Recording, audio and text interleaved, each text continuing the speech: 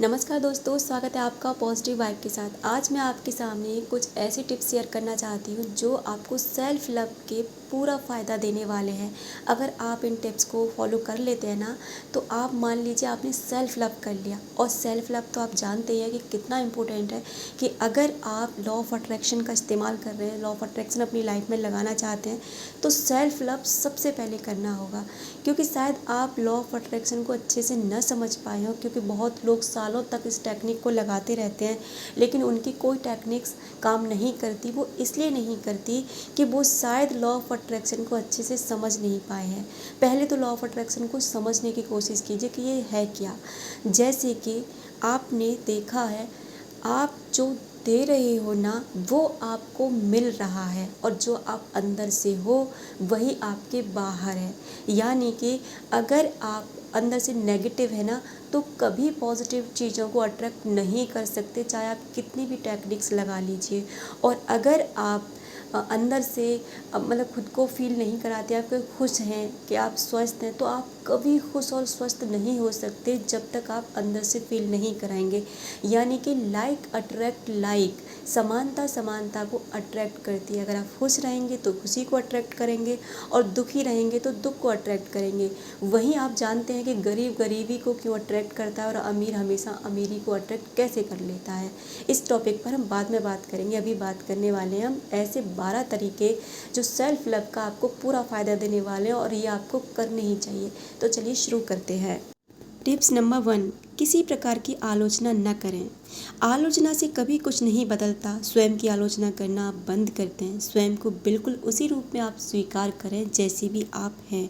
हर किसी में बदलाव आता है। जब आप स्वयं की आलोचना करते हैं ना, तो आपके बदलाव नकारात्मक हो जाते हैं। जब आप स्वयं को पसंद करते हैं ना, तो आपके अंदर सकारात्मकता भर जाती है।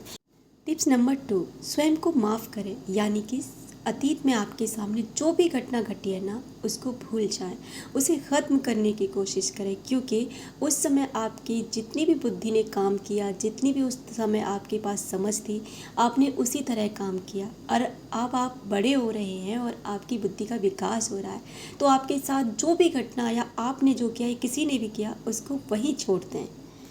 टिप्स नंबर 3, स्वयं को डराएं नहीं। अपने विचारों से स्वयं को डराना बंद कर दें, क्योंकि आपको ये खुशी में जीने से रोकता है।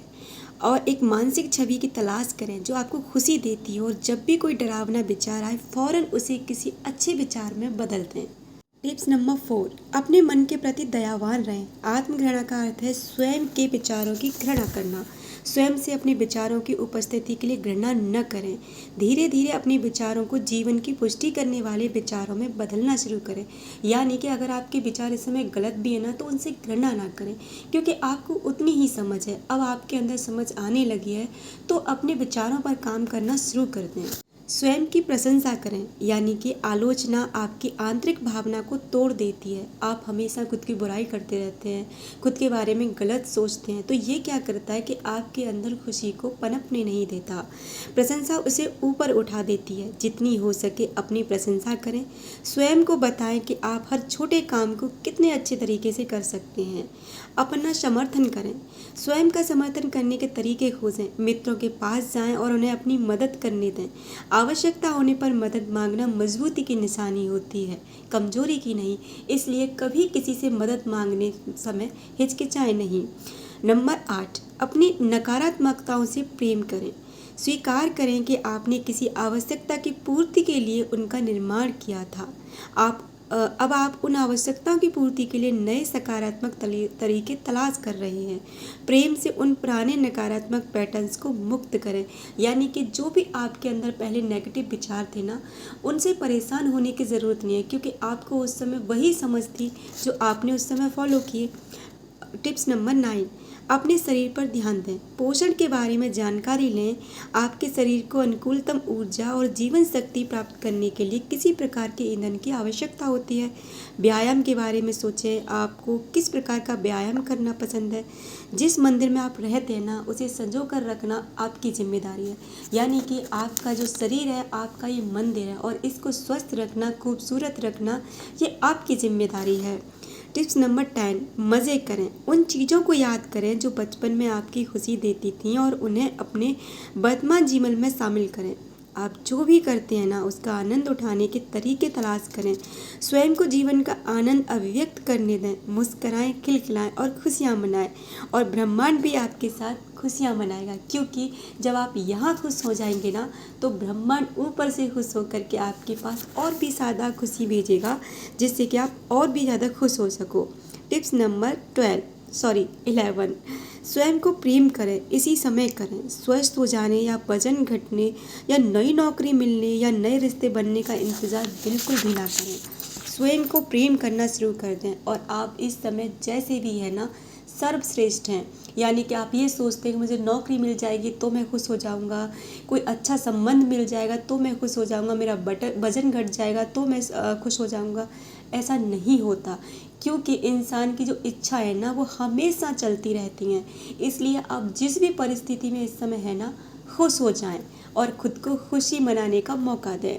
टिप्स नंबर 12, अपना मिरर वर्क करें। यानी कि अपनी आँखों में अक्सर देखें। एक शीशे के पास जाएं और अपनी आँखों में देखें। अपने प्रति बढ़ती प्रेम की भावना को व्यक्त करें।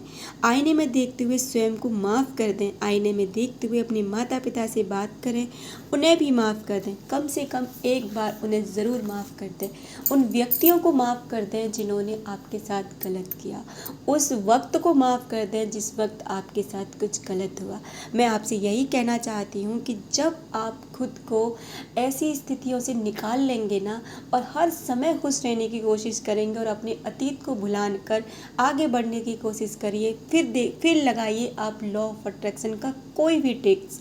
फिर आपका लॉ ऑफ अट्रैक्शन इतने अच्छे से काम करेगा ना कि आप सोच भी नहीं सकते। आप जो भी चाहेंगे ना, वो भी बहुत आसानी से आपको मिल सकता है, क्योंकि जब आप अंदर से सुधर जाएंगे, जब आप अंदर खुशी मनाना शुरू कर देंगे और अंदर से सकारात्मक हो जाएंगे ना, तो बाहर तो अपने आप ही सब कुछ ठीक होने लगेगा।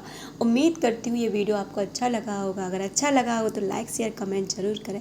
Thank you so much.